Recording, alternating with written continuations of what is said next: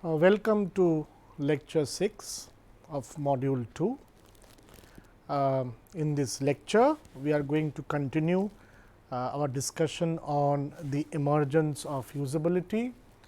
We are also going to discuss on the structure or the framework which gradually started emerging during the late 90s that led to the entire discipline of usability engineering and user experience in this lecture. So, let us begin. So, in early 1980s, there is an increased attention to usability, and this led to the inclusion of user interaction scenarios as appendices in design specifications. So, we are here discussing about a document, a structure format, which in those times software development organizations used to create. And in those documents in the late 1980s, user interaction scenarios were introduced, but those were at the last of the document as appendices. By the time early 1990s or late 80s, such scenarios appeared at the front of this document. So, you can see migration or the location of these scenarios from first being incorporated in these documents at the last section, and then from those last sections coming up to the early sections, to the front of these documents. This shift in the location or the positioning of user interaction scenarios in these documents convey to us the importance that these specific scenarios holds in the context of software development. So, scenarios essentially, when we talk about scenarios, it means that these are concepts, these are a structured way of putting design concepts vividly and succinctly, and they present core functions within a meaningful usage context. Now, when we talk about scenarios, we are essentially talking about usage situations, specific contexts when a task is being performed, the core features that supports the user in completion of these tasks. A detailed description of the entire structure is what is depicted in the user interaction scenarios. Now, it is important to understand here that for the first time, the software developers could see the importance of these interaction scenarios as they understood the software development process. They felt that with these scenarios, they are able to capture or define the usage contexts in its most vivid and succinct way. It allows them to explain the features that are used to complete the task, most importantly in that particular context. And therefore, what we see as appendices in early 1980s, we now started seeing these as occupying the front pages of the documents developed by software developers. So, in the past or the last 30 years, usability has become a central focus in software development. A survey in 1992 of software developers highlighted that close to 50% of a system software is devoted to the user interface. The scope of usability is actually far greater than user interface development. Today, in recent times, usability engineers help to determine what functionality is necessary and appropriate, as well as how it should be presented. It is important for us to understand the gradual realization of the importance of usability by software developers. As we have discussed earlier, initially designing the interface, designing the look and feel and the functions of the interface, and how the interface would work in exchange of communication, for exchanging communication between the humans and the systems, was of paramount importance at the early stage of development of graphical user interface. As issues related to software usage, issues related to the crisis of mass software usage started happening, a gradual realization of importance of usable features, importance of the medium being able to work in a way that is usable and satisfiable by the customers or the end users became of paramount importance. So, at this stage, what we realize or what we see is that the scope of working towards usable systems is far greater than designing that interface only. It is not limited to just designing the medium, so that the experience is satisfiable. Now, what we see in current situations, we see usability practitioners, user experience designers, they getting involved into deciding the core functions, the core features of the softwares. So, they have now claimed their role in the research and development domain, where they contribute by studying users, by studying their requirements, by studying their needs, and then coming up with ways, with unique features to address those needs. So, now they take on more active role by focusing on designing features that work really well with the customers. With the advent of usability practitioners designing or contributing to the design of core functions and features of software products, the advent of scenario based usability engineering started growing. Design of computing systems is part of an ongoing cycle, in which new technologies raise new opportunities for human activity. As people's tasks change in response to these opportunities, new needs for technology arise. The advent of web revolution started from users just reading information presented to them through an interface. It moved from a static interface that presents information to an interface in which the end user can interact with.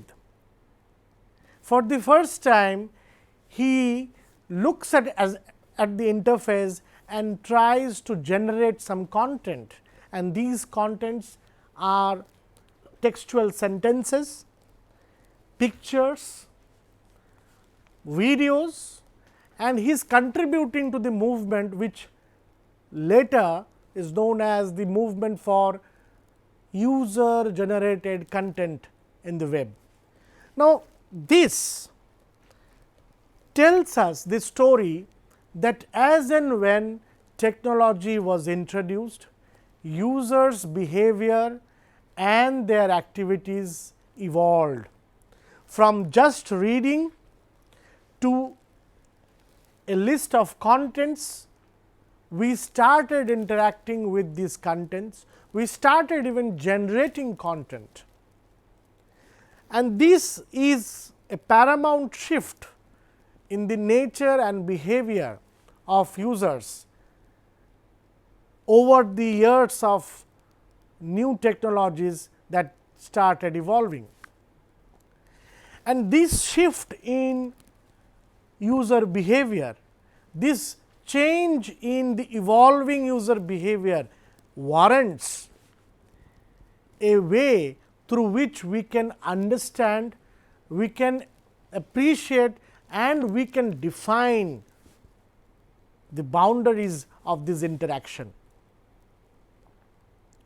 Scenario based methods are important as descriptions of people using technology are essential in discussing and analyzing how the technology is or could be reshaping their activities. A secondary advantage is that scenario descriptions can be created before a system is built. That means, even before the initial components and the structure of the systems are being planned out, before even that phase, we can start delimiting or defining the scenario situations. And therefore, what happens is this, it allows us to define the use case or the usage context to its fullest details. We are now in a position with these scenario based detailings to understand the dimensions of the interaction, the way each decision is being taken by our user, how they are getting influenced from various information sources while they are completing a task. This ensured the movement of scenario based usability engineering. The advent of scenario based usability engineering saw the rise of user interaction scenarios. These became an essential component to the scenario based descriptions we have been talking about. A user interaction scenario is a story. It is a story about people and their activities, the tasks, their behaviors in those situations. People need to coordinate information sources to compare, copy, and integrate data from multiple applications. Computer displays inevitably get cluttered because of rich content, and people, your customers, must find and rearrange windows in these displays in order to achieve their goals and complete their tasks. Scenarios highlight goals that are suggested by the appearance and behavior of a system. What people try to do with the system, what procedures are adopted, or not adopted, and which are the procedures that could be successfully or even unsuccessfully completed. What are the interpretations people make of what happens to them? These are the primary concerns that gets depicted through the user interaction scenarios. This provides a rich quality of data, extreme depiction of the usage scenario, and therefore, allows usability practitioners to define the scope of design intervention they would probably conceive for the situations that have been presented to them. Now, these user interaction scenarios have characteristic elements. These scenarios describe the behaviors and experiences of the actors, the people, your users who are involved in those situations which are being depicted. There is not just one actor, but many. There are many human activities involved, and therefore, it involves many actors, and each actors has task goals. Every scenario involves at least one actor and at least one task goal. When multiple actors or goals are involved, some are usually more prominent than others. Often, one goal is the highest level scenario goal. This high level goal answers the question, why did this story happen? Similarly, one actor often has a principal role. The answer to the question, who is this story about? These are the foundational objectives that allows us to explicitly define the user interaction scenarios. Each goal or sub goal of a scenario is tied to efforts aimed at achieving the goals.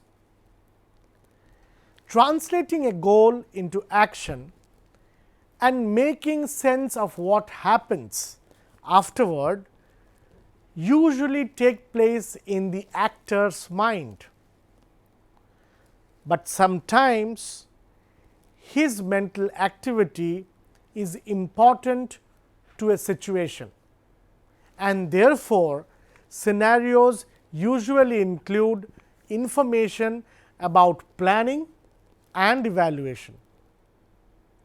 The emphasis on people's changing goals, plans and understandings is one thing that distinguishes user interaction scenarios from the related software engineering concept of use cases. Many a time we see that in the design industry, among usability practitioners, use cases are used and defined every now and then to highlight the user interaction scenarios. But there is a difference in terms of how user interaction scenarios was envisaged, which we have discussed, and there is a difference how use cases are defined. We will take a look at these in detail. Before discussing the use cases, it is important that we learn the components of scenarios, how they are or how they have been rather classically defined. Now, scenarios have a plot, and these include sequence of actions, events, things that actors do, things that happen to them, changes in the setting and so forth. Now, these actions and events may aid, obstruct or be irrelevant to goal achievement. Representing the use of a system or application with a set of user interaction scenarios makes the system's use explicit, and in doing so orients design and analysis toward a broader view of computers. It can help designers and analysts to focus attention on assumptions about people and their tasks. Scenario representations can be elaborated as prototypes through the use of storyboards, videos or rapid prototyping tools. These are some of the characteristic elements of user interaction scenarios. We have the elements like setting, actors, task goals, plans. Now, settings, by settings we mean situational details that motivate or explain goals, actions and reactions of the actors. Examples: office within an accounting organization, state of work area, tools, etc. at start of the narrative. That is what we define the narrative. Even if you see a movie, you would see that it starts by defining the narrative in terms of the situation at which the story is being unfolded. Then we have actors. Actors are humans interacting with the computer or other setting elements. Personal characteristics relevant to the scenario. Example: accountant using a spreadsheet package for the first time. Here you see there is an accountant and he has a goal to use the spreadsheet and he is using it for the first time. Then we have task goals. These are effects on the situation that motivate actions carried out by actors. Examples like need to compare budget data with values questioned in the memo or in some files. Then we have plans, mental activity directed at converting a goal into a behavior. Examples: opening the memo document, it will give access to memo information. Resizing one window will make room for another. These are some of the examples of plans based elements. Then we have element that is evaluation, mental activity directed at interpreting features of the situation. Examples: a window that is too large can be hiding the window underneath. Dark borders indicate a window is active. You can see when you start sharing some kind of windows through online sessions, you would see how it is being highlighted. Elements like actions, observable behavior. So, actions means behavior that we can observe. Opening a memo document, resizing and repositioning windows, and finally, we have events. Events are external actions or reactions produced by the computer or other features of the setting. Some of these may be hidden to the actors, but they are important to scenario. Examples like window selection feedback, auditory or haptic feedback from keyboard or mouse, updated appearance of windows. These are some of the characteristics elements of user interaction scenarios. Now, let us start discussing about use cases and see how they are different from user interaction scenarios. So, about the same time that usability engineers were developing the methods of scenario based design, which we have just discussed, software engineers were defining methods for object oriented development that were based on use cases and enumeration of the complete course of events that can take place given some user input. The case specifies all possible interactions between the user and the system. In object oriented analysis and design, use cases have the same feature as user interaction scenarios. They decompose a service requested of a system into series of inputs and system responses. But there is a difference also. One difference is that a use case is more generic. It is general and it includes all possible responses to an input, all the possible responses. If a user requests say cash withdrawal, the user's balance is first checked and the response depends on the result of the check. Thus, a scenario can be seen as one instance of a use case, while use case highlights all possible responses to an input. A user interaction scenario is only one instance of that use cases. It specifies an execution thread for a particular starting state and a set of events.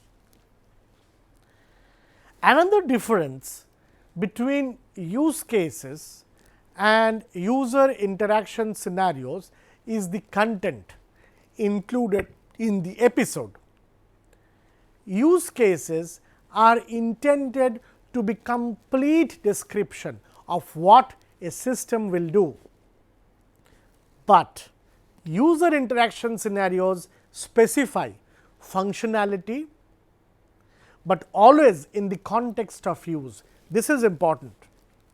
The context of use is of paramount importance in scenario based descriptions or user interaction scenarios. While the use cases are generic, they are not dependent on a specific context of use. Scenarios focus less on completeness of the coverage, directing attention instead to the design rationale and possible side effects of user interaction scenarios. So, therefore, many a time this debate is always there, whether while the software development process is going on, the focus should be to define the use cases, or should the focus be to enlist all the possible user interaction scenarios. And there is this debate between the software developers and the designers, the usability practitioners. One way to integrate the two methods is to develop use cases as a functional specification and of the user system exchanges, and write scenarios that raise and consider the usability implications of these exchanges. The gradual realization of scenario based descriptions, user interaction scenarios, and the onset of use cases started the movement of scenario based development framework. Now, we know that it is the correct enlisting of the situations, the authentic enlisting of situations that are of paramount importance, which will guide the team, the development team, the design team to define and develop the software accurately that meet the requirements of the user. In order to do that, a scenario based development framework emerged during these situations. And what you see here is the framework that was being adopted by the design community, the usability practitioners, to ensure that the scenario based descriptions and the use cases are accurately defined, and then design interventions are conceived. What you see here is a structure of 3-step process. The first step focuses on analyzing problem scenarios, and then it focuses on the design. After the design interventions are conceived, it then focuses on prototyping and evaluate. Now, it is important to understand here that analysis of stakeholders and field studies plays an important role in defining the problem scenarios. Extensive user studies in order to define the claims about the current practice is important to define the problem scenarios as well. So, these two components, analysis of stakeholders and field studies and claims about current practice from user study, contributes to the development of problem scenarios, and this is the analysis phase that we are talking about. The next phase, once we are equipped with the accurate definition of our requirements, with the most accurate definition of the requirement from the analysis phase, we then move on to the design phase. And in the design phase, we generally focus on 3 important situations. We focus on activity scenarios, and then on information scenarios, and then we focus on the interaction scenarios. Right? We will discuss about each of these scenarios in detail in subsequent lectures, but it is important for us to understand now that the design phase is influenced by 2 important situations. One, these are influenced by metaphors, information technology, HCI theory and guidelines. So, while designing, all these knowledge influences the designer to accurately design an intervention for the requirement. Similarly, iterative analysis of usability claims and redesign, it is an iterative process of analyzing the claims, the situations, the demands, focus and address of usability issue, and then constantly, quickly getting feedback from the users and testing it out also informs the design phase. Once the detailed design is developed and a prototype is designed, it is then when the usability testing phase is adopted. The usability testing phase depends on actually or essentially 2 important aspects. The one that we focus on, the iterative analysis, is called as the formative evaluation. The other one, which is the phase where the entire product is conceived, prototype and then tested, is called the summative evaluation. Now, this framework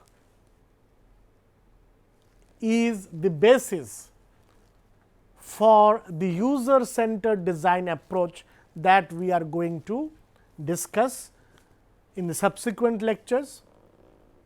I would like to draw your attention here that while discussing the user centered design approach that ensures usable products, we are going to focus on various HCI theories. We are going to focus on various principles, heuristics and guidelines. We are also going to focus on foundational concepts of information technology, metaphors, because these are the principal components that would influence designers or the usability practitioners focus while they are designing an intervention for the requirements. Here, once this part is addressed and we have a design intervention, it is now important for the usability practitioner to realize how the concepts are iteratively tested. So, how we go for formative evaluation, so that the claims can be addressed and quick redesign can be initiated. In the subsequent lectures, we will discuss about this framework, each section of the framework in detail, and this would ensure that we can design and come up with a software system or application that is usable, that provides experiences that lasts for long and encourages your customers to become loyal customers of your product.